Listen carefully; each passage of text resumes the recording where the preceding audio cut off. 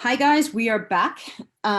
This is a special extra edition of Reality Team Conversations for this week. It is January 12th.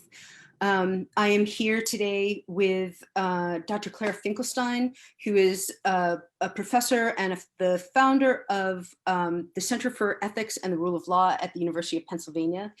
Thanks for coming here to talk today, Claire. Thanks for having me, Deb. And maybe give us just a second on what is the Center for Ethics and the Rule of Law, and then we'll talk about why we're here. The Center for Ethics and the Rule of Law is a center that I started in 2012 to study the intersection of national security issues and ethics issues, as well as the rule of law. We look at anything having to do with national security, transnational conflict, intelligence issues, anything that has to do with protecting the homeland, and now recently have expanded to consider issues of democratic governance, since those seem to be front and center when we think about our national security, as well as election security issues and everything that our country has been struggling with for the past 4 years. Excellent. All extremely relevant. I imagine you've been very, very busy I have the last few years. And so I particularly appreciate that you have taken some time to educate me on occasion on when we have issues having to do with the rule of law that we're not sure, we don't have the expertise to deal with. We appreciate the fact that you often answer our questions. It's my pleasure. So this week, has been sort of off the charts in terms of important, groundbreaking, earth-shattering sorts of news. And of course, what happened is Trump held a rally. The attendees of that rally, or some of them, went and stormed the Capitol. Shortly thereafter, social media platforms and other technology platforms started putting severe limitations on Trump, a number of his associates, and took down Parler from Amazon Web Services. So there's a lot of talk about the First Amendment, censorship, and whether this is all okay. So I'm hoping that you can help provide a little bit of expertise and insight into these issues for our audience. By the way, audience, thanks for coming. So is it a violation of Michael Flynn's free speech or Trump's free speech to be suspended or banned from social media platforms? Deb, it is not, in fact, because social media platforms are private companies. They're allowed under the law to set their own user terms and conditions. And if you violate those user terms and conditions, you can be banned from the platform. So it's perfectly legitimate for Twitter, for example, to say that it believes that Donald Trump's tweets are inciting, that they may be inciting violence, and that violates their user terms. The only thing that I wonder about is why it took them so long. Given that he has been spouting false claims about who won the election, false claims about the nature of our democracy, false claims about his political adversaries, and in many respects inciting his followers to engage in acts of racial or religious hatred. Those should all have been reasons to ban him from social media platforms a very long time ago. We didn't have to wait until there were literally invaders in the Capitol in order to realize the dangerous effect, potentially dangerous effect of his rhetoric.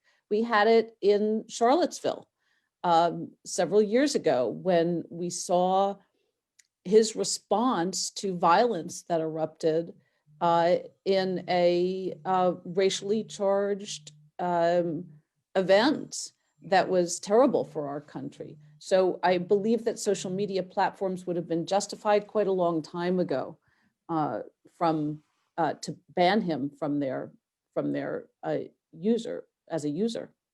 So a couple of follow-up questions, and I've seen people asking these questions quite a bit. One of the concerns is, so basically what you're saying is that banning someone from social media is similar to no shirt, no shoes, no service. Right, exactly. So it's perfectly legitimate to ban someone from a restaurant if they're not wearing proper attire. And similarly, it's perfectly legitimate for social media platforms to ban users who don't meet their criteria and don't abide by their conditions.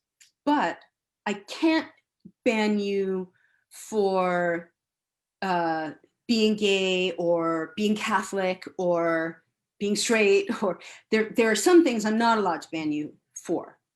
Arguably, no. And the difficult thing is private organizations of different sorts, for example, parochial schools, are allowed to have a religious bias, for example. But there's enough First Amendment law to suggest that when you have a quasi-public forum, you do not have the right to ban people on religious grounds or ban people on racial grounds. An interesting question arose in the reverse sense, which is that Donald Trump had banned certain users from accessing his Twitter feeds. Right, so he had blocked users. That's right, he blocked users. And there is a lawsuit that I believe the Knight First Amendment Center from Columbia University is where they are representing the plaintiffs, suing Donald Trump for blocking users from his Twitter account. Now, of course, that's moot at the moment because he has no Twitter account, or rather his Twitter account is suspended. Right. We'll see what happens. But the argument that they made was that, in fact, Donald Trump's tweets are public statements, and therefore his Twitter account is more like a public forum. But that apparently does not make the entire platform a public forum. So these are fine distinctions that we have to make within the First Amendment area. Sure, absolutely. On the issue of public forums, there are a number of people who have made the claim that Twitter and Facebook, et cetera, are public forums, are effectively public forums. I have a very specific view of why I do not agree with that. And I'm wondering what's your sense of that? Has there been any sort of determination of that in other cases that are similar? Well, the interesting thing is that even if a judge were to find that Twitter and Facebook, let's say, are public fora, so it would be like the cases involving shopping malls from the civil rights era, where the question was, could shopping malls ban people on grounds of race? And as integration was occurring in formerly segregated states, there were court rulings that said no, because a shopping mall is like a public forum. So even though it's privately owned, it functions like a public space.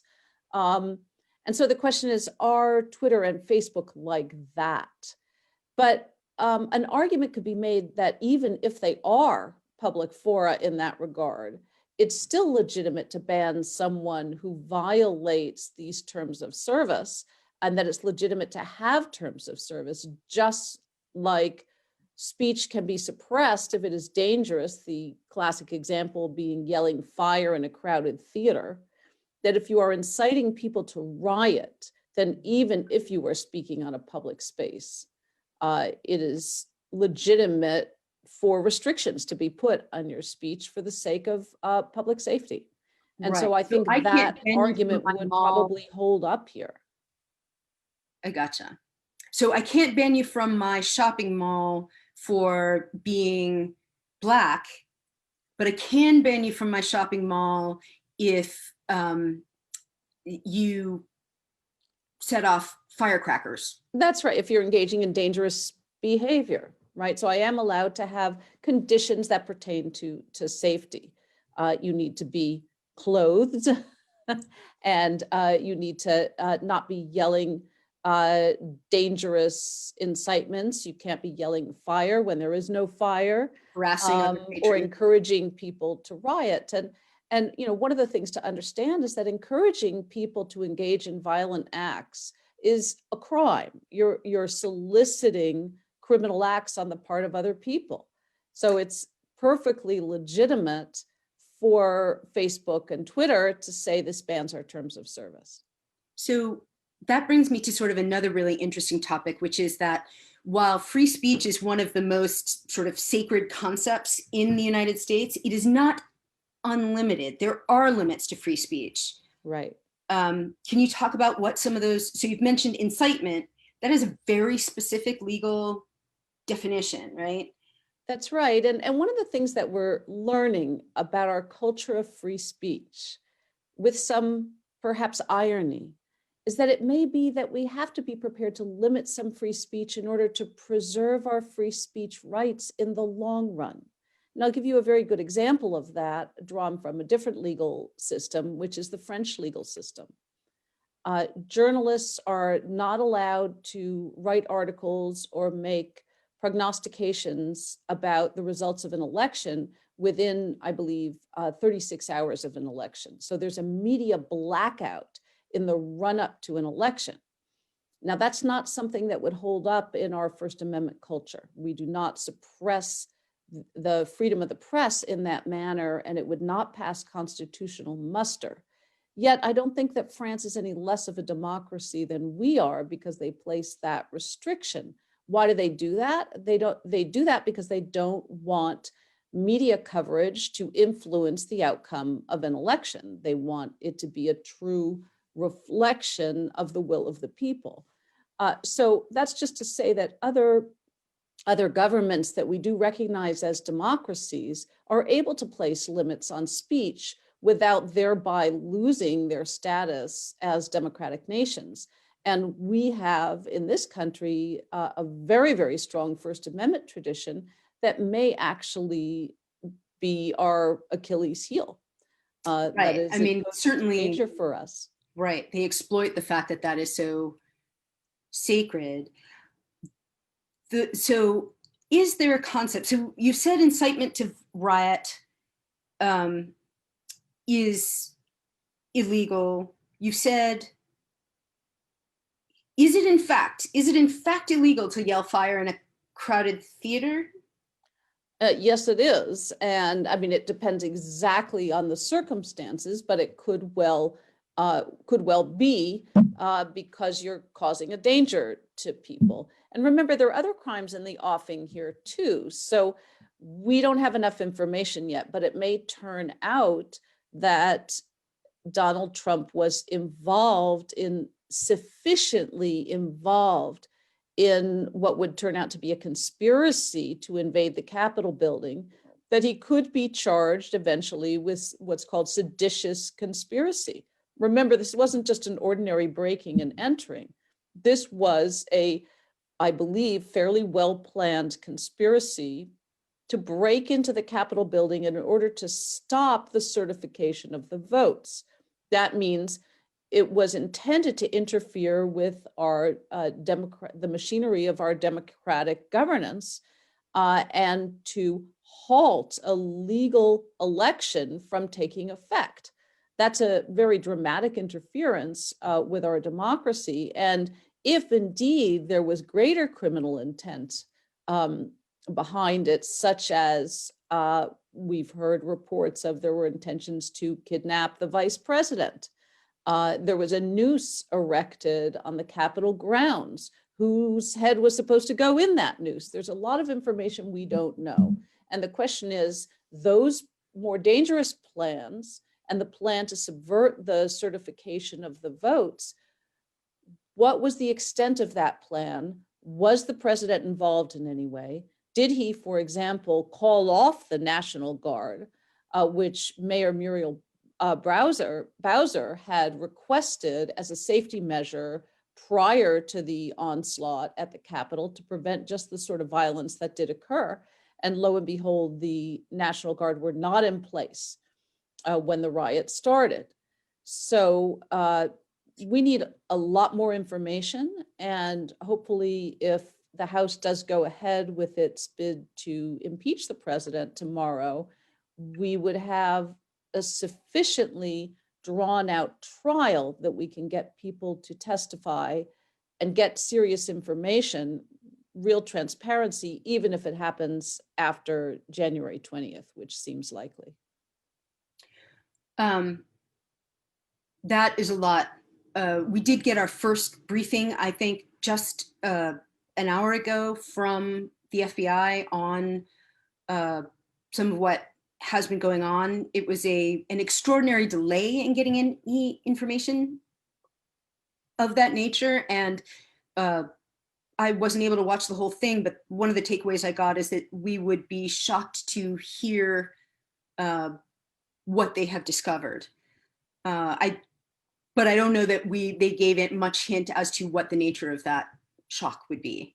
Indeed, it is a very great concern. And one of the other things that the FBI is reporting on is the extent of violent action that may be planned for this weekend around different Capitol buildings and for Inauguration Day itself down in DC and possibly around the country. So we are right now at a very dangerous moment in time where a sizable number of people are convinced that this election has been stolen and believe that they are justified in engaging in violent action to try to stop the steal, as they say, or to stop Joe Biden and Kamala Harris from being sworn in on January 20th.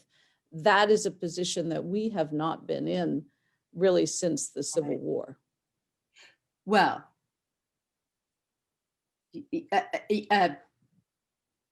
so part of me says, yes, part of me says, even at the Civil War, I don't think that there was such a dramatic break in terms of reality and people's perceptions. That's sort of a new wrinkle to it, although, you know, that gets almost into an epistemological, philosophical conversation. Is there a concept in the law of dangerous speech? There certainly is a concept of dangerous speech, but I think we need to look at the underlying crimes. What we're primarily concerned about is solicitation of a crime, meaning encouraging someone else to commit a crime, so that your words incite criminal action on the part of other people. And that's a very tricky question. If you listen to Wednesday's speech by Donald Trump before the march on the Capitol building, he did not specifically say, and I want you to break into the Capitol building, or I want you to stop the certification of the votes. He said, we're going to march on the Capitol building. Now, this gets into a very gray area, because the question is whether or not, if Donald Trump is inciting people to march on the Capitol, and his followers understand that and engage in violent action once we get there, how responsible is Donald Trump for the reaction of his followers? Well, the answer to that probably depends on what he expected they would hear from the words that he uttered. And if you just listen to the words in isolation, we don't have reason to think that he's inciting people to violence. But if you listen to it in context and you understand what his followers intend and how they take his words in general, such as stand back and stand by, right? We know he is expert in the sort of dog whistle of incitement. That would be something that would be very difficult for a judge to assess. But it may be a clearer case once we learn more about what he knew and how extensive the plans were for engaging in violent action at the Capitol. It's interesting because when Twitter announced the fact that the ban that Donald Trump's ban was not just 12 hours, but permanent. They wrote a post explaining why they did it, and they discussed a lot of the context that and sort of history and context of what he was saying and how his words could not be taken merely at face value. And even though, yes, I, like you, wonder, wow, that took a long time, it's interesting that they tried to make that kind of analysis and use context as a justification. I'm not sure if the other platforms have done that. Well, You there's ever seen that no done? way not to, really, because if the social media platforms are acting now in order to make sure that between now and January 20th, there is no more incitement on the part of the president, and that we minimize the chances that there will be violence, Yeah. then you have to take it in context. You have to be able to predict how his followers will hear his words. We're on notice now. We've had the events of last Wednesday, and we saw the words, we heard the words that he spoke that partially were responsible for inspiring his followers to act as they did. Therefore, there is no choice but to understand his words in context, and to understand, moreover, Donald Trump is not a lone actor here. We have members of the Senate and members of the House. We had Josh Hawley, who was fist bumping with protesters who were in the Capitol building. And we had senators who were making speeches after the violence had already begun, after the Capitol building had already been penetrated, telling people that the results of the election were illegitimate, telling them that the election had been stolen from them. So those individuals are very clearly complicit because they're acting in the face of known violence. They know exactly what these words are leading to. They're not in any doubt. It's not a matter of guessing, because at that moment we're right in the middle of a violent incident. Yes, I concur, and it's interesting that Twitter brought context into it. You said it was going to be challenging for a judge to do that? If you are looking at just the president's words, then and you look in isolation and you try to assess his culpability at the moment that he made that speech prior to the onset of the violence at the Capitol building, it becomes a gray area.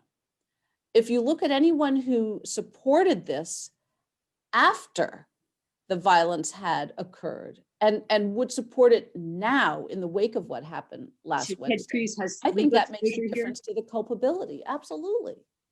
Interesting, very interesting.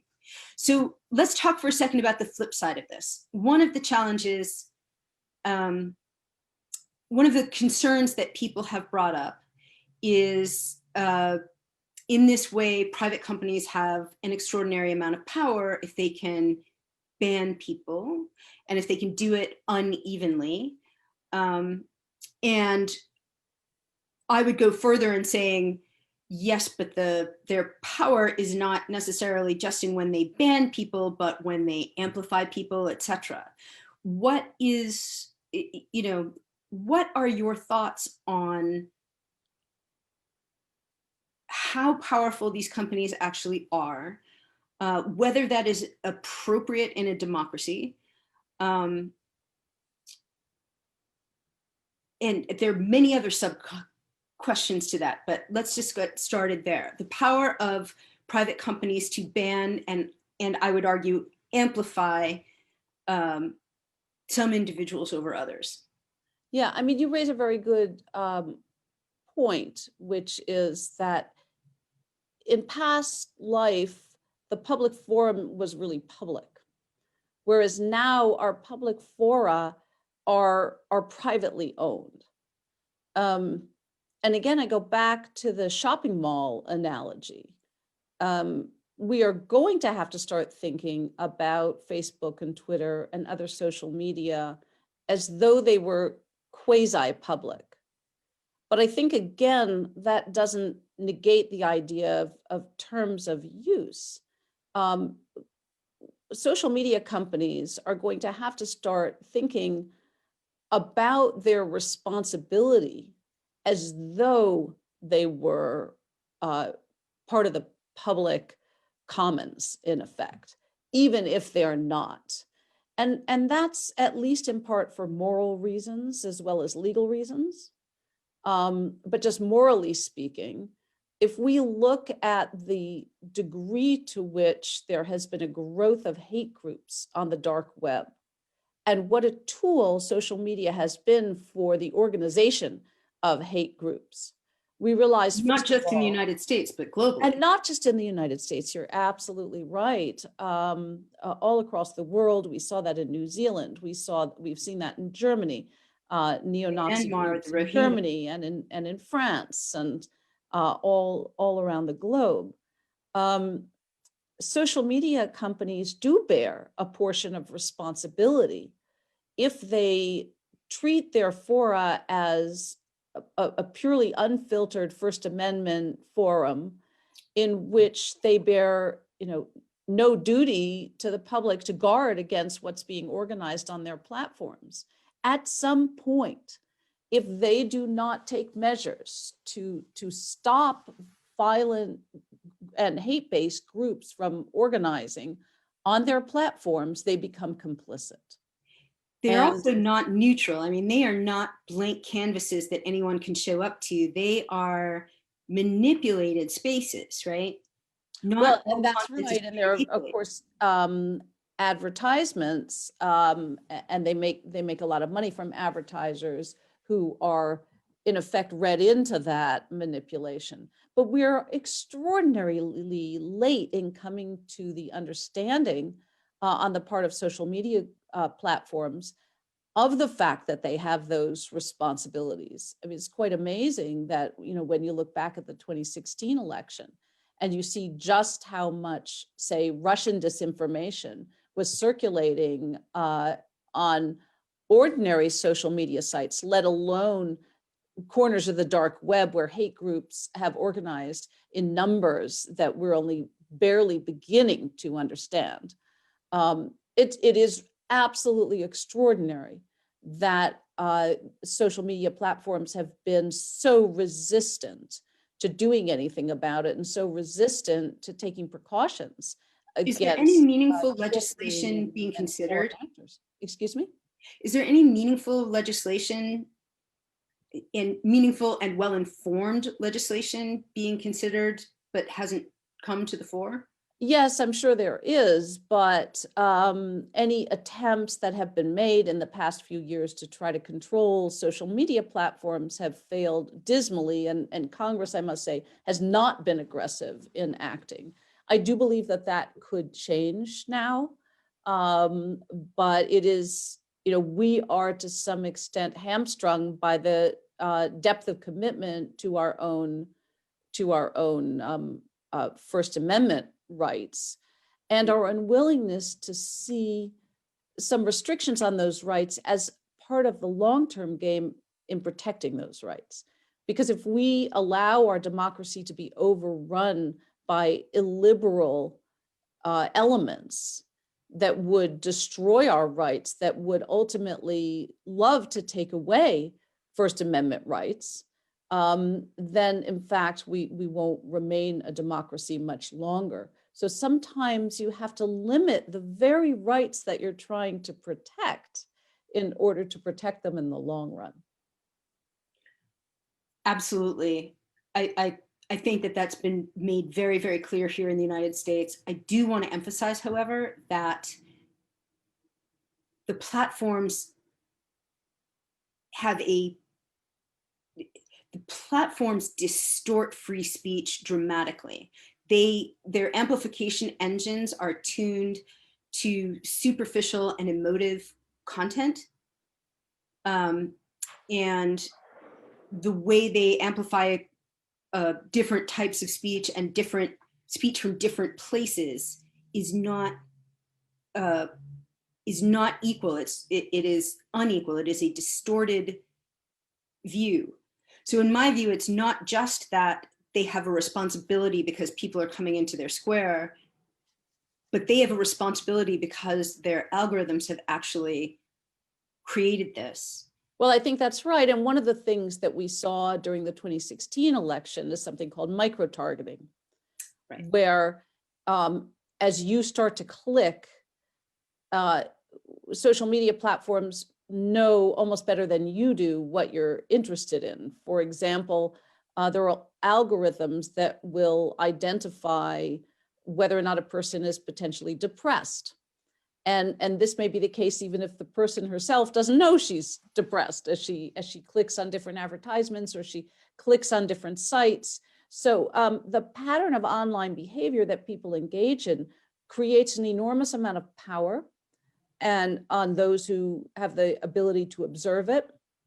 It created the ability of Russian trolls, excuse me, for example, to micro-target swing voters in states that were on the edge.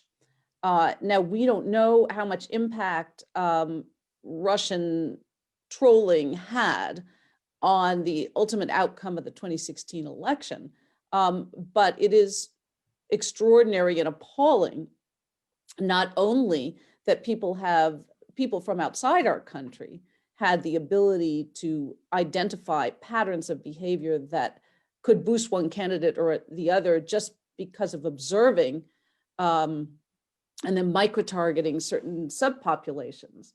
But even more extraordinary that, excuse me, social media platforms who knew this, such as Facebook, were willing to sell our information to third parties so that they could engage in that very political micro-targeting. Absolutely. That is something Congress can and should do something about. And it should not be the case that just because you sign on to a social media platform and may not be fully aware of what your information is going to be used for, that it becomes a tool of political manipulation. So we have these sort of twin challenges then.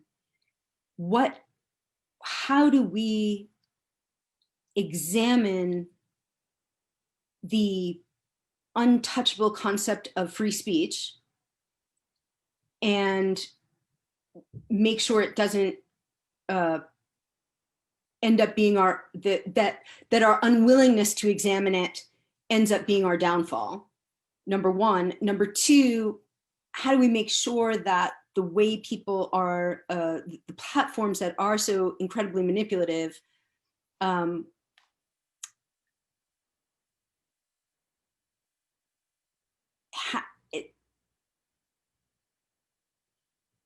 what are the appropriate limitations on tracking and manipulation and micro-targeting? What are the appropriate limitations on free speech? I don't think we have many examples for managing the platforms. We do have examples, as you say, from other successful democracies on limits on free speech. For example, as you mentioned, the media blackout in France near elections. What are there other examples? One, I'm thinking about post-World War II Germany. Or, do you know of any other examples where limitations on free speech have been effective at preserving civil society and not destroying, keeping the right balance, not putting undue burdens on free speech? Well, one of the things that we have, and here we're sort of wandering into the area of foreign interference, whereas what happened at the Capitol building was not of foreign origin, to the best of our knowledge. But we have something called the Foreign Agent Registration Act. Mm-hmm. And one of the things that that's supposed to do is to require Americans who are engaging in propagandistic behavior at the behest of a foreign government, who are controlled by a foreign government and who are in effect engaging in either propaganda or lobbying activity to boost the standing of a foreign government, that they have to register with the Justice Department. And FARA has not had a lot of teeth, but one of the things that a number of individuals in Congress may be looking at is trying to give FARA a little bit more strength so that it is better possible to protect ourselves from foreign interference. Now, with regard to domestic hate groups, and I think that President-elect Biden is going to lean very, very heavily on looking at the effects of racist speech and racist conduct in a number of areas. I think his choice of Merrick Garland for Attorney General is a sort of signal in that regard. I think that he is going to take police brutality on the basis of race extremely seriously, whether caused by microaggressions or overt hate group organization. We are unfortunately learning more and more about the participation of some law enforcement officials in the incitement, some role that they may have played in the incitement last week at the Capitol building, because we've learned that there were individuals, for example, among the Capitol Police who were posing for photographs with the rioters. We've learned that there were several law enforcement officers who were actually amid the crowd. And we need to find out more about why the controls were so easily let down. We see images, and we don't know how to explain them, of law enforcement officers just opening the barricades and letting these hate groups, right-wing white supremacists, onto the premises and into the Capitol building. So we need to understand how this ideology of hate can permeate into our law enforcement community. And I do believe that this is going to be a Justice Department with a very different orientation from the Justice Department that we saw with Bill Barr, and that we will see potentially a very big difference. I would love to know the real backstory of what convinced him to resign. One last question. Well, I'll just give you one partial answer to that before we close. Okay. My center, the Center for Ethics and the Rule of Law, in conjunction with an organization called CREW, Citizens for Responsibility and Ethics in Washington, did a major study of the conduct of Bill Barr and his Justice Department over the course of his tenure. That's a report that we produced. You can find it on our website in October of last year, in which we link to that through the conduct of Bill Barr and what happened in his Justice Department along a number of different metrics. And I think that would be well worth taking a look at. It provides a kind of roadmap into what the Justice Department was doing. And one of the big things that we have focused on is the role of Bill Barr with regard to civil unrest. For example, the incident in Lafayette Park and what happened in Portland, the release of federal agents into Portland and the way that they conducted themselves there. All of these things were very much a kind of break with the way we had seen law enforcement behave in the past.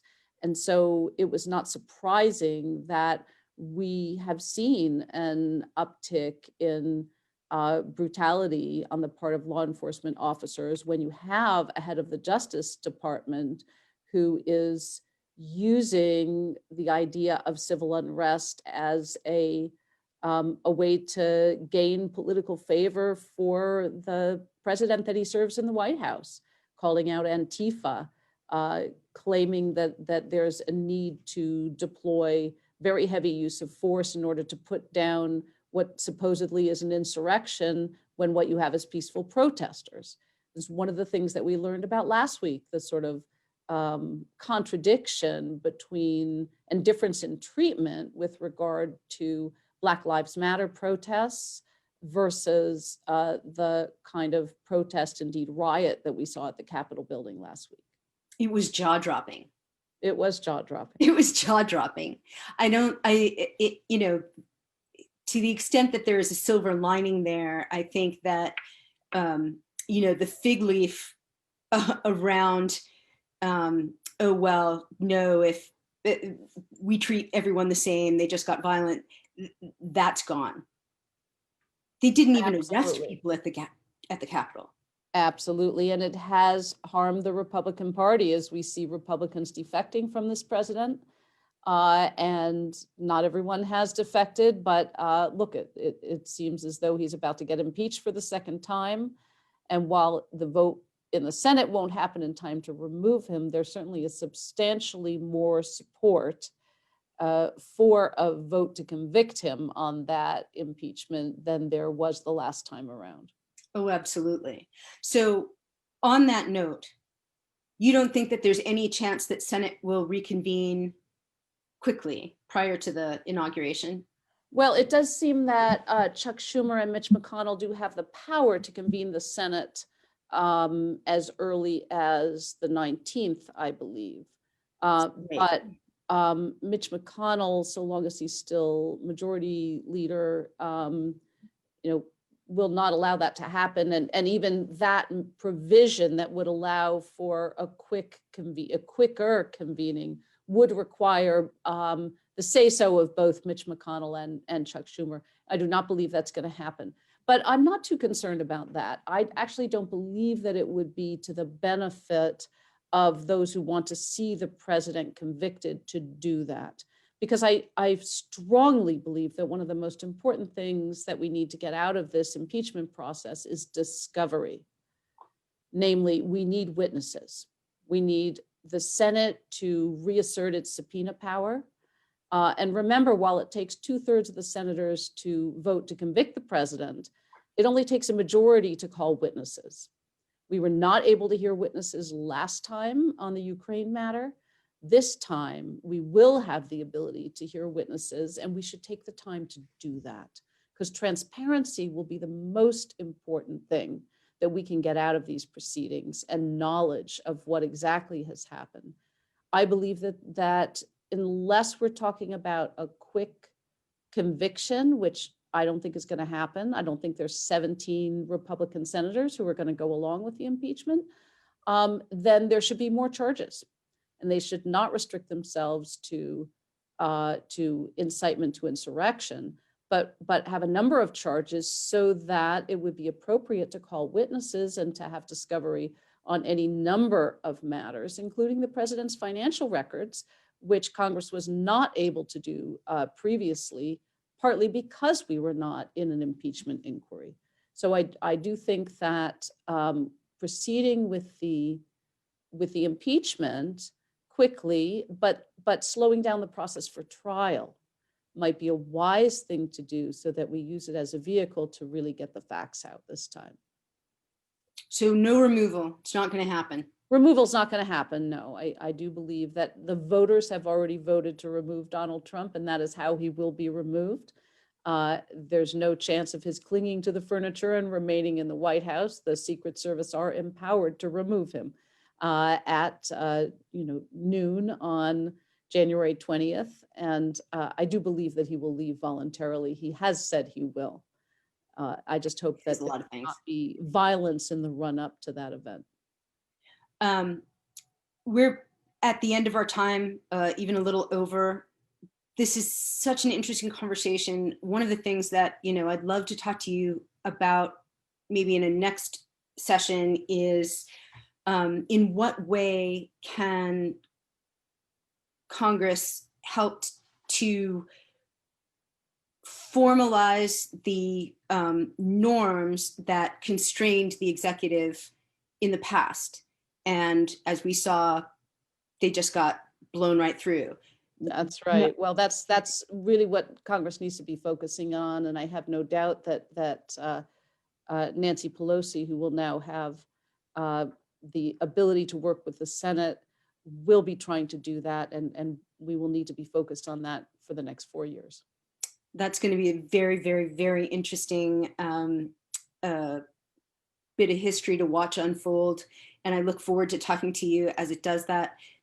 Thank you very much for your time and your expertise. And Thank you, Deb. I will get the link to that paper and share it out with folks. Wonderful. Thank you so much for having me. Thanks, Claire. Talk to you soon. Bye-bye.